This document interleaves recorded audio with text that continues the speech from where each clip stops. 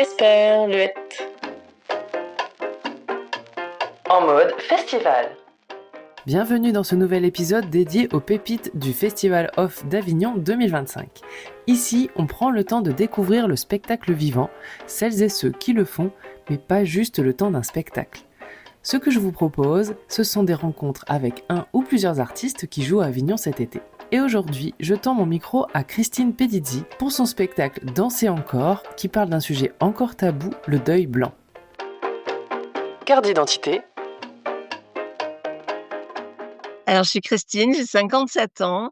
J'habite à Bédaride, ça fait 8 ans qu'on est arrivé dans le Vaucluse pour créer un lieu dédié à l'improvisation théâtrale, un lieu de formation et de création artistique sur Bédaride. Et on coach beaucoup d'élèves sur Avignon, sur le territoire en fait du Vaucluse. Et qui je suis, ça fait 2 ans que je suis officiellement intermittente du spectacle, même si ça fait 15 ans que je suis sur scène et que je passe beaucoup d'heures dans le domaine du spectacle. Mais mon vrai coming out date de 2 ans. Et le fait, aussi de devenir intermittente du spectacle m'a vraiment donné cette légitimité de pouvoir créer, de pouvoir passer du temps à créer, de pouvoir, me présenter comme artiste, de pouvoir aller voir des théâtres et cetera et de me donner les moyens de créer le spectacle que j'avais envie de créer. Je suis une femme plutôt, hyper, positive. Les gens me disent solaire et du coup, on n'attend pas de moi ce type de spectacle, je pense. Un peu de promo. Danser encore, alors, l'objectif, c'est de savoir comment on peut danser encore quoi qu'il nous arrive dans notre vie. Et moi, ce qui m'est arrivé, c'est ma mère, qui a eu Alzheimer pendant une dizaine d'années et de comment, en tant que fille, moi, j'ai, traversé toute cette, déchéance, cette vieillesse, cette perte, d'identité de sa part, cette perte d'identité de la mienne et quels sentiments moi j'ai traversé pour, enfin me dire: «Mais et si on s'inventait une nouvelle relation?» C'est-à-dire accueillir, être dans le don, dans l'amour, inconditionnel d'elle plutôt que d'attendre en retour quelque chose. Et autour de moi, j'ai vu beaucoup de gens qui, maltraitaient et je mets des guillemets bien entendu à maltraiter parce que c'est vraiment pas conscient et c'est vraiment pas volontaire. Mais on est des êtres humains et quelquefois on est en fait, je trouve que face à cette maladie, en tout cas pour ma part, j'ai toujours été partagée entre l'envie d'aller la voir et puis ne pas avoir envie de m'en occuper, entre l'injustice, la colère et puis, je sais pas, il y a un truc d'abandon, enfin, donc c'est vraiment un endroit où on est bouleversé, quoi. Vraiment, ça bouleverse nos piliers de vie et j'avais envie de parler de ça de manière plus positive avec beaucoup d'amour et beaucoup de poésie aussi, et en disant: «Et si on pouvait vivre quelque chose, différemment?» en fait, voilà. Danser encore, c'est à 11h40 au théâtre Au Bout-là-Bas.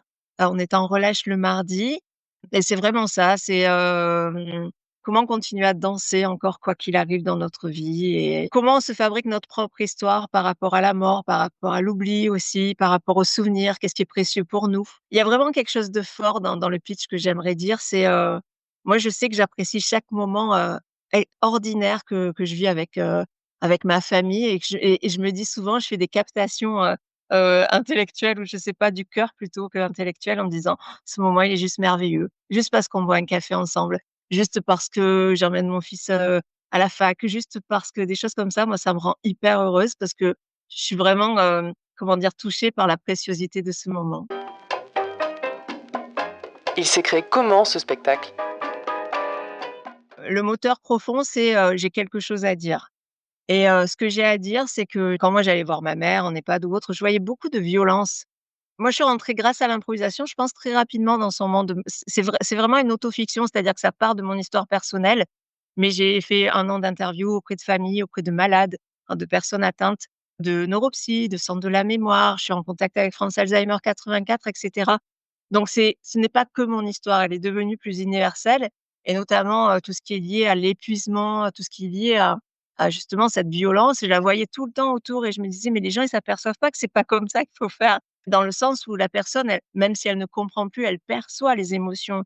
Si tu es en colère, elle va être, perturbée parce qu'elle sait pas, elle, comment gérer ça et c'est à nous aussi de faire notre chemin face à cette histoire-là. J'avais vraiment envie de dire ça et quel meilleur support et qu'est-ce que je connaissais le mieux? C'était mon histoire personnelle et donc un petit peu aussi ce que j'ai traversé, et notamment aussi dire les choses, je crois qu'on est sur scène aussi pour ça, pour dire les choses qu'on ne dit pas ailleurs. C'est-à-dire que, dans la société, si tes parents sont malades, on va dire: «Oui, mais si tes parents, ils se sont occupés de toi Et donc on peut pas dire qu'on est épuisé, on peut pas dire qu'on en a pas envie parce qu'on a envie d'aller en voyage, par exemple. Et si on dit ça, on va dire: «Mais tu es super égoïste». Non, en fait, j'ai juste envie de vivre parce que j'ai ma vie là qui se déroule et ma vie, elle est belle. Et donc à ce moment-là, j'ai pas envie que ma mère tombe malade, j'ai pas envie de m'en occuper et personne dit ça. Et voilà, et moi je pense que j'avais envie aussi de le dire haut et fort, et les personnes qui en sont sorties m'ont remercié beaucoup pour cette partie-là, de dire merci parce que, en fait, pour les gens qui vivent ça, ça les apaise, ça déculpabilise. Parce qu'en plus de l'épuisement, il y a toute la culpabilité de pas faire assez, quoi. Et hem et donc j'avais vraiment, ouais, je crois que mon moteur, c'était ça, c'est dire quelque chose, en fait. Voilà, qui est ma vision, hein, et du coup, on peut être d'accord ou pas d'accord et je l'accepte, mais en tout cas, ma vision, c'est celle-là et j'avais envie de la mettre, sous forme de spectacle, en fait. Ce que j'ai voulu aussi mettre en scène, c'est, quelles sont les conséquences pour l'entourage? Il y a une scène avec mon mari ou une scène avec ma fille, ben, c'est tout le monde qui en prend, enfin, ça change tous nos repères, on peut pas faire semblant, quoi. Donc bah, des fois, on n'a pas envie que ça perturbe notre vie. Si notre vie, elle est juste géniale.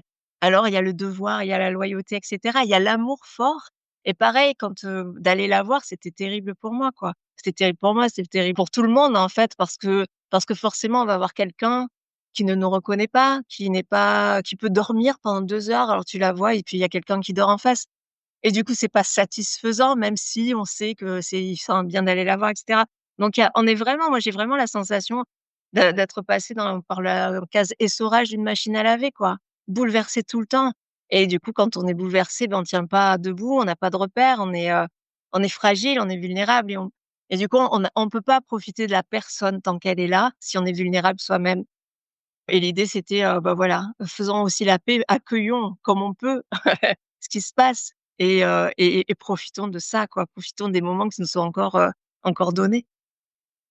Il y a écrire l'histoire sur son histoire personnelle, puis il y a aussi choisir de la jouer et tu aurais pu aussi choisir de faire jouer quelqu'un.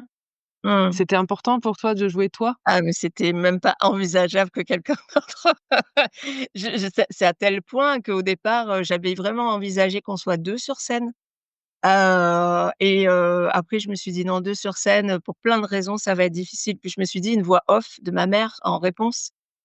Et j'ai sélectionné dans ma tête, mais comment elle serait, tout ça et finalement, je suis pas arrivée à me dire: «Non, en fait, non, c'est à moi de porter ça dans tous les sens du terme». Ouais, je sais pas, même, tu vois, flyer, pour moi, c'est moi, quoi. C'est pas que je veux être partout, que je suis indispensable, c'est juste que c'est, cette passion-là qui me porte et ce bonheur-là de pouvoir faire ce spectacle, quoi, de pouvoir rendre cet hommage. Qui d'autre que moi peut le faire, quoi? Et sur la scénographie, la mise en scène, tout ça, tu as travaillé avec quelqu'un? Oui, alors j'ai travaillé déjà en tout ce qui est création régie et tu as vu que la régie, elle est quand même très dingue et très, bah, enfin voilà, dense.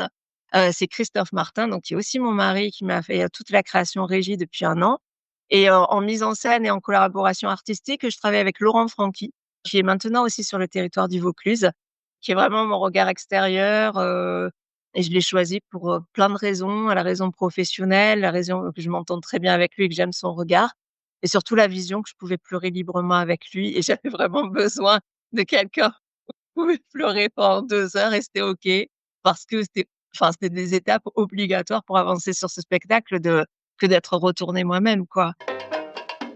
Track, ami ou ennemi?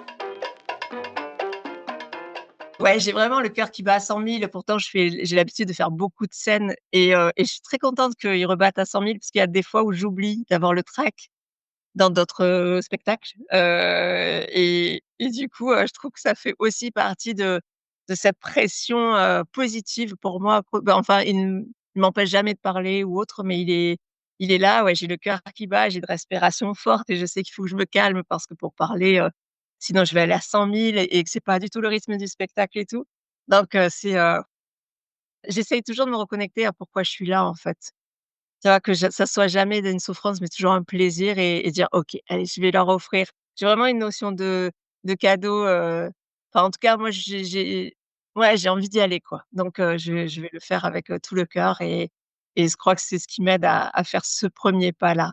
Et puis après, quand je suis sur scène, c'est Tu as très un chouette. rituel? Et ben, en fait, avec Avignon, ce que je découvre, c'est que le rituel, c'est avant qu'on installe tout le matériel, qu'il faut que tout marche, qu'il faut qu'on branche le vidéoproche, que le rideau soit tendu, que le carton soit au bon endroit, la lumière et cetera, décoller les scotch et tout et j'arrive pas à je l'ai enfin voilà, c'est que la deuxième, enfin la troisième puisque j'ai fait la générale j'ai pas encore trouvé mon rituel là et demain je veux absolument le trouver pour, avoir mon centrage à moi, pour pas être dans: «Ah là là, le truc il est décalé et tout».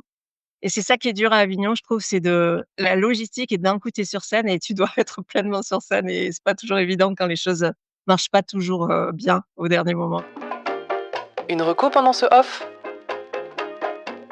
Improvision, alors c'est un spectacle qui est tout autre, c'est vraiment, un spectacle d'improvisation où en fait on choisit, 3 thématiques de films et puis, ils nous font vivre ces 3 thématiques, de manière assez habile et maligne.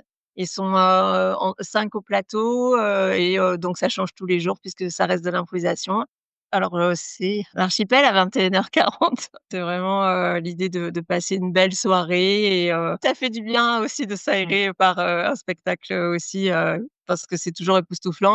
Moi, je suis fan d'improvisation, hein, je suis prof d'improvisation aussi et je trouve que c'est vraiment une discipline, qui permet tout, qui permet de passer aussi du rire à l'émotion, d'avoir des surprises, des choses loufoques, des choses farfelues, puis des choses très graves aussi et c'est ce que j'aime, voilà. Donc c'est aussi pour ça que je les ai recommandés, eux. Mon avis sur le spectacle. Vous l'avez entendu, j'ai commencé fort ce festival avec une bonne dose d'émotion grâce à Christine et Danser encore. Danser encore, c'est une pièce qui nous invite à envoyer valser la mort, mais celle qui arrive à l'improviste, celle qui n'est pas vraiment là.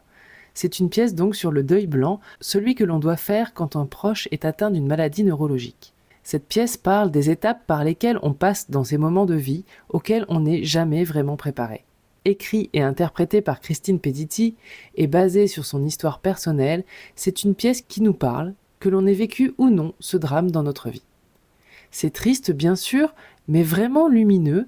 Je suis ressortie de la salle bouleversée, mais également apaisée d'avoir pu un peu mieux comprendre ce qui se joue dans ce type de situation qui nous font peur quand on en parle avant que ça nous arrive. Merci à Christine d'avoir la force de porter ce spectacle et de partager son histoire. À voir au théâtre Au Bout là-bas à 11h40.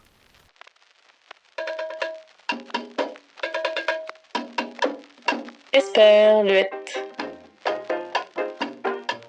En mode festival.